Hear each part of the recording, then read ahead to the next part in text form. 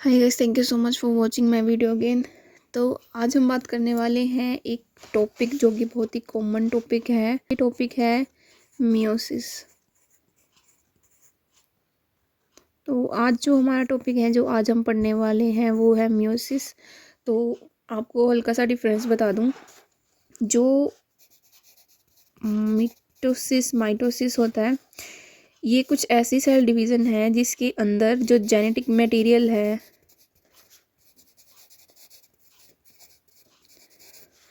या फिर हम कह सकते हैं जो क्रोमोसोम है, क्रोमोसोम की संख्या जो है वो सेम रहती है। ठीक है, तो क्रोमोसोम की जो संख्या है वो सेम रहेगी, लेकिन इसके कंपैरिजन में जो मियोसिस है, इसके अंदर क्रोमोसोम का नंबर हाफ हो जाता है। ठीक है, क्योंकि जो पेरेंट सेल्स होती है, क्योंकि जो पेरेंट सेल होती है उसको डॉटर सेल में 2n की बजाय n की फॉर्म में जाना होता है। और इसके एग्जांपल होते हैं गैमेट्स, जैसे कि ओवरी एंड मेल में टेस्टिस, क्योंकि इन दोनों के फ्यूज़न से ही जैसे n+n 2n जाके बनेगा एक फीमेल, एक डॉटर सेल में या फिर ऑफस्प्रिंग में।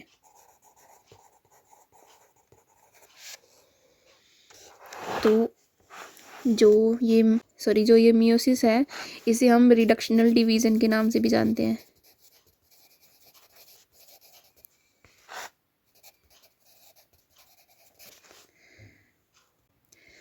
तो क्योंकि आज हम मियोसिस पढ़ने वाले हैं, तो मियोसिस की मैं आपको ऑलरेडी क्लासिफिकेशन बता देती हूँ। अब जो आगे हम पढ़ रहे हैं वो सेम टू सेम जो मैं आपको ऑलरेडी बता चुकी हूँ।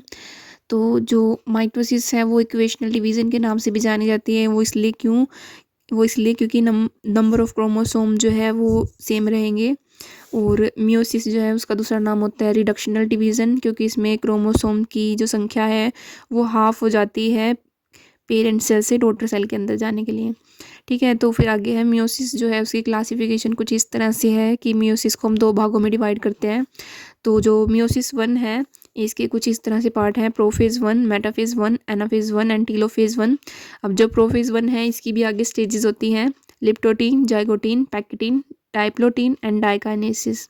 ठीक है, इसके बाद एक छोटी सी फेज आती है इंटरकाइनेसिस।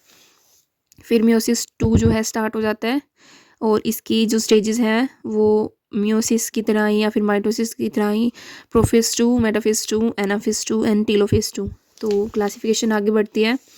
तो मियोसिस 1 की स्टेज नंबर 1, जिसका नाम है प्रोफेज 1, और जिसकी जो फर्दर क्लासिफिकेशन जो अभी हमने पढ़ी ऐसे, तो इन पांचों को हम क्लासिफाई करेंगे क्योंकि हमको प्रोफेज को डिफाइन करना है। ठीक है, तो पहला जो पार्ट है वो आता है लेप्टोटीन का दूसरा नाम लेप्टोनीमा भी होता है। लेप्टो मीन्स होता है थिन और नीमा मीन्स होता है थ्रेड। ठीक है, तो इस स्टेज के अंदर होगा क्या, तो इसके अंदर लिख रखा है कंपैक्शन ऑफ क्रोमोसोम स्टार्ट। इसके अंदर जो क्रोमोसोम जो पहले धागे की तरह दिखाई देते थे वो अब रिजिड, सख्त होना शुरू हो जाते हैं, कंपैक्ट होना शुरू हो जाते हैं। ठीक है, क्रोमोसोम्स जो है कंपैक्ट होना शुरू हो जाते हैं। न्यूक्लियस मेम्ब्रेन अभी प्रेजेंट है, सेंट्रियोल न्यूक्लियोलस अभी प्रेजेंट है, जैसे कि आप डायग्राम में देख सकते हो। सेंट्रियोल्स भी प्रेजेंट है, न्यूक्लियोलस प्रेजेंट है, न्यूक्लियर मेम्ब्रेन प्रेजेंट है। इसके अंदर जो अंदर का जेनेटिक मटेरियल है वो अपनी कंपैक्ट फॉर्म में आना स्टार्ट हो जा रहा है। ठीक है, तो ये स्टेज थी लिप्टोटीन। अगली जो स्टेज है उसका नाम है जाइगोटीन। जाइगोटीन का दूसरा नाम होता है जाइगोनीमा। जाइगो मीन्स होता है पेयर, नीमा मीन्स होता है थ्रेड। ठीक है, तो इस स्टेज के अंदर होगा क्या, homologous chromosome start pairing together. अब ह्यूमन बॉडी के अंदर 23 के पेयर्स होते हैं, टोटल 46 होते हैं। तो 23 का पेयर्स होगा, जो क्रोमोसोम जिसके साथ अटैच होगा वो उसका होमोलोगस पेयर हो जाएगा। ठीक है, तो इसमें बता रखा है होमोलोगस क्रोमोसोम की पेयरिंग जो है इस स्टेज में शुरू होने लगती है। और क्या होगा, इस पेयरिंग को हम बोलेंगे साइनेप्सिस या फिर साइनेप्टोनेमल कॉम्प्लेक्स। ठीक है, कुछ ऐसी जो ये फॉर्म में ले लेते हैं, अटैच हो जाते हैं एक दूसरे से, जिसको हम कहते हैं साइनेप्टोनेमल कॉम्प्लेक्स या फिर साइनेप्सिस हो चुकी है। ठीक है, अब इस स्टेज के अंदर इसकी इम्पोर्टेंस है कि इसके अंदर जेनेटिक मटेरियल जो एक्सचेंज हो जाता है और पर्सन के अंदर वेरिएशन, उसके जेनेटिक मटेरियल के अंदर जो वेरिएशंस है वो आनी शुरू हो जाती है। ठीक है, और इसके अंदर नॉन सिस्टर जो होमोलोगस क्रोमोसोम्स होते हैं उनकी क्रॉसिंग ओवर स्टार्ट हो जाती है, मतलब वो एक जगह से चिपकने लग जाते हैं, जिसको हम कैज़मेटा कहते हैं। इसके अंदर कैज़मेटा की प्रोसेस शुरू होती है, लेकिन ये कैज़मेटा बनता कब है, वो अगली स्टेज में बनेगा। ठीक है, तो इस चीज़ को आपने ध्यान रखना है कि कैज़मेटा जो बनेगा, मतलब इन दोनों की जो पेयरिंग होगी, ठीक है, मतलब जो जेनेटिक वेरिएशंस आने के लिए जो ये पेयरिंग करेंगे, जैसे इन दोनों के बीच में एक ब्रिज सा बनेगा, और ये ब्रिज जो है ये जेनेटिक मटेरियल के एक्सचेंज के लिए सहायता करता है। ठीक है, तो ये जो कैज़मेटा है, बेशक ये लाइन आप यहाँ नहीं अगले स्टेज में लिख दीजिएगा, पर ये ध्यान रखिएगा जो ये कैज़मेटा जो बन रहा है वो पैकेटीन में नहीं बनेगा, वो बनेगा नेक्स्ट स्टेज में डिप्लोटीन में। ठीक है, आगे है होमोलोगस क्रोमोसोम जो है एक दूसरे से अटैच रहेंगे, जहाँ से उन्होंने क्रॉसिंग ओवर की जो साइट है वहाँ पे ये दोनों अटैच रहेंगे, जैसे कि एक जगह जहाँ से अटैच रहेंगे, और जिसकी वजह से जो वेरिएशंस हैं वो आएंगी। ठीक है, और एक चीज़ और ध्यान रखनी है कि इन दोनों को आपस में जोड़े रखने के लिए इनके बीच में एक एंजाइम का नाम आएगा, जो एंजाइम इनको अटैच रखने में सहायता करेगा, उसका नाम है रिकॉम्बिनेस एंजाइम। ठीक है, तो आगे इसके बाद आती है नेक्स्ट स्टेज, जिसका नाम है डिप्लोटीन। डिप्लो का दूसरा नाम है diplonema. Diplo means two, nema means thread. इसके अंदर होगा क्या, spindle fibres formation occur and chiasmata occur. इन दोनों में पेयरिंग होगी, ब्रिज बनेगा, और स्पिंडल फाइबर जो धागे जैसे स्ट्रक्चर बनते हैं सेंट्रियोल से, वो बनना शुरू हो जाएंगे।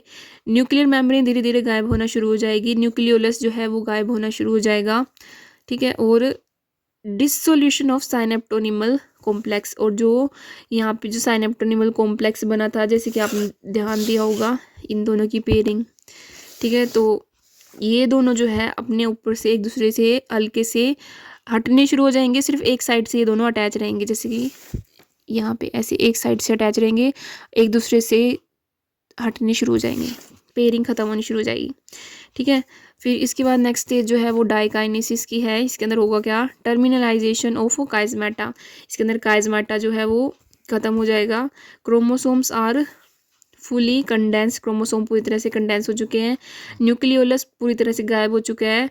जो नॉन क्रोमेटिड है वो टिप्स से अटैच रहेंगे। ठीक है, और सेंट्रियोल्स जो है अपने अपोजिट पोल पे पहुंचना शुरू कर जाएंगे।